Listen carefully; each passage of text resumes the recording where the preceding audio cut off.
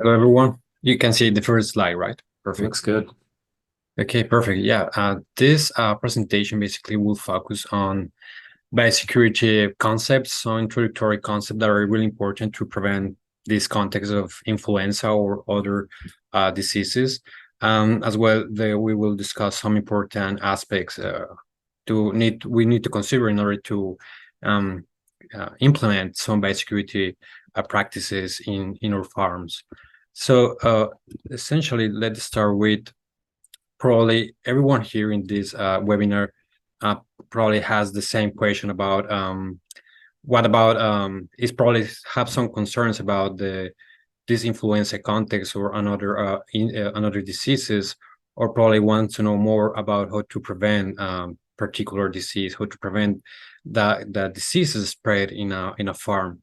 So essentially, the response to this question is biosecurity. Biosecurity is essentially the only tool that we got available to prevent the introduction of diseases in any farm. So basically, this is the most important tool that we have in our hand to prevent diseases. So I would like to highlight this comment here because it's important to mention that in the literature, many research comment that in the dairy industry, the implementation of dairy of biosecurity measures sometimes limited. But at the same time, probably we think that this outbreak, this situation can be an opportunity to improve biosecurity in the farms. So that is an important thing to highlight about biosecurity. So, but what is biosecurity? So biosecurity have a lot of definitions. You can find multiple definitions, but essentially, I brought this super simple definition about biosecurity, which is the set of practices designed to first protect cattle and as well the humans from disease exposure, and the management practice designed to reduce the financial losses following an infection. So essentially, biosecurity is supported by five main pillars, like this one that appear here in this graph: infrastructure, technology, communication methods, hygiene practices, techniques. So essentially, for example, I bring some example of infrastructure. So for example, a dedicated space to animals that are sick to separate them from healthy animals. That is a infrastructure measure that is part of the biosecurity practices. Another example for techniques, and I would like to highlight here the issue with the wildlife management, especially in this context of influenza, is another important pillar of biosecurity. Another example of techniques. Vaccination programs is another good example of techniques that can be implemented to improve biosecurity. Another good example of hygiene practices could be the restrict access for visitors to the farm. So this kind of measure obviously will prevent the introduction from disease from another, let's say, infected farms. This one is really important, the communication methods. This talks about the idea to communicate to visitors to the farms that biosecurity measures are implemented in the farm. So clear signage indicating that biosecurity protocols and measures are taking place is an important component of the biosecurity communication.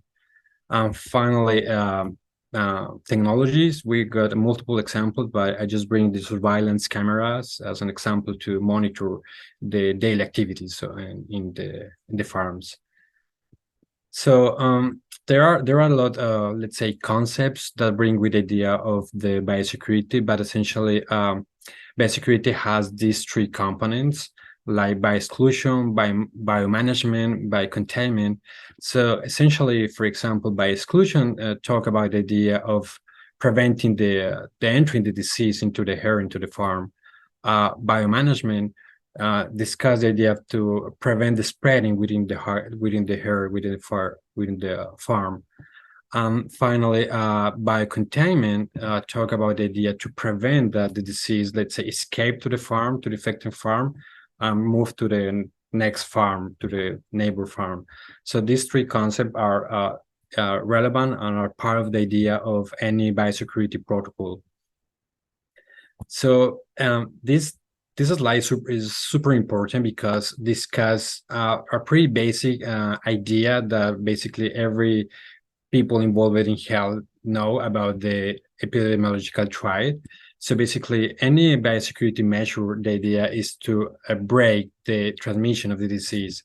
So biosecurity focus in these three aspects of try to break any of these three particular points in order to prevent the transmission of the disease.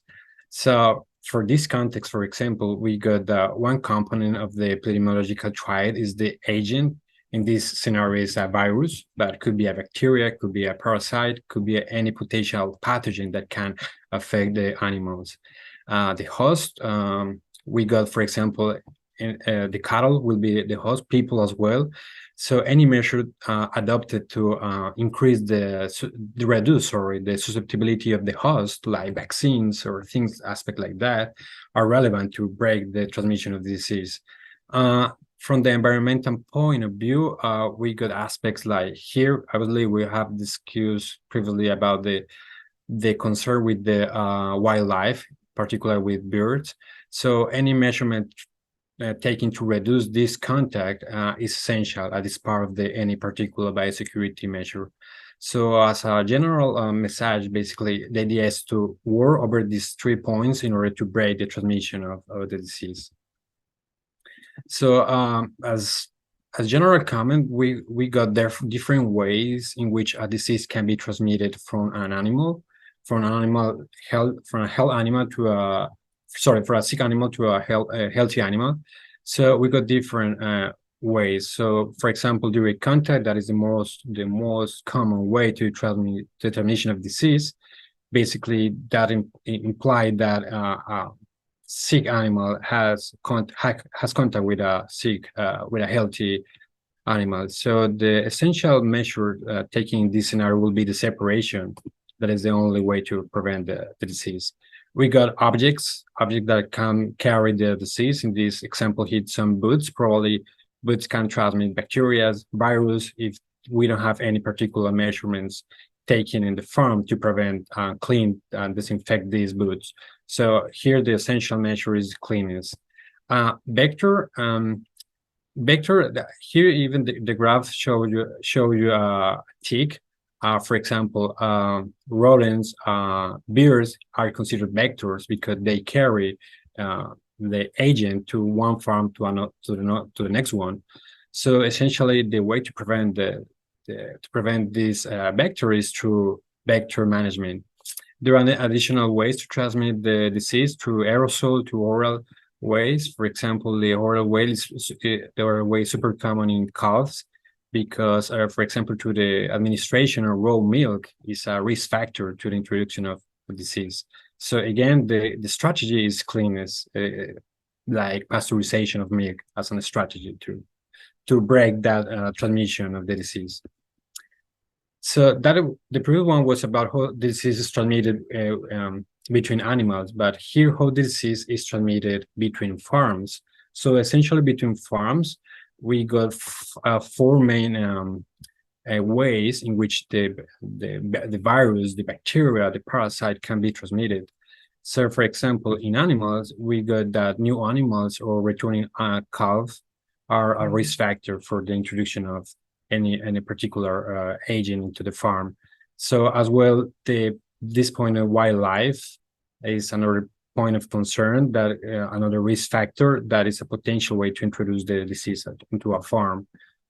Vehicles and equipment, again, if potentially a truck is visiting a farm daily basis and share that vehicle with another farms or another equipments, that is a potential risk because, for example, the tires are not disinfected properly, that can transmit a virus between an infected farm and move the virus to a healthy farm. So that is another relevant point to have into consideration. Animal products, people, for example, we already discussed the idea of milk, But for example, it's important to consider semen embryos that come from healthy farms. So that is an important measure that we need to consider in order to prevent the entrance of the pathogen into the farm. Um, People essentially the footwear, the clothing that people, workers, or veterinarians or visitors use can transport, can carry the pathogen, let's say the virus. So that is another important point that to consider in order to break the transmission of the disease. So probably in the next presentation, we discuss in further detail these aspects, but in general terms, biosecurity can be constructed using these 7 building blocks. These 7, including this line, the line of separation. Probably in the next slide, we will discuss in more detail those concepts. But essentially, these building blocks are the measurements that when we take this together, are essential in order to prevent the introduction of the disease. So we got, for example, cleaning and disinfection as a key aspect of any biosecurity protocol, personal vehicle movements, animal products. So essentially, these are the basic things that any biosecurity plan should have into account. So one important aspect is to consider why biosecurity is needed, why it's important to have into account biosecurity. So the first one, and probably the most natural one, is ensure that the overall healthy and productivity of the dairy herd is kept. So that is one of the most important aspects. This one I consider, Dr. Javier mentioned before, is really important about for example, for many diseases, we don't have vaccines or treatment available. So in that scenarios, the only option that we got is biosecurity, like in this context of influenza. There is no vaccine available at this point. So the only tool available is biosecurity to prevent or restrict this disease. Biosecurity is a good measurement in order to prevent not just one single disease, for prevent multiple diseases. So for that reason, it's important, is because it's just not focusing one. It's a wide concept that helps to reduce the burden of disease on multiple diseases. Offer a cost-effective strategy for ensuring consistent returns for your production unit. Additionally, this is important as well in this context of influenza, contribute to public health, because some diseases have the potential to be transmitted to humans.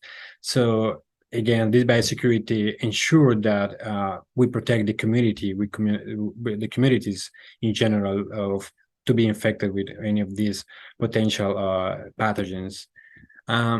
This one is really important because biosecurity helps to reduce the use of antibiotics. In this context of overuse of antibiotics that we are currently going in the world, so it's important to have biosecurity as an important tool to help reduce the amount of use of antibiotics.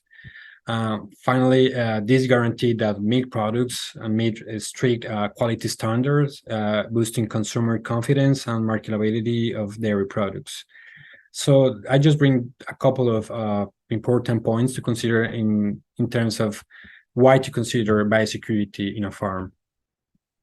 So finally, this slide, just to show you some critical point that in the literature is super discussed about the challenges of implementing biosecurity measures.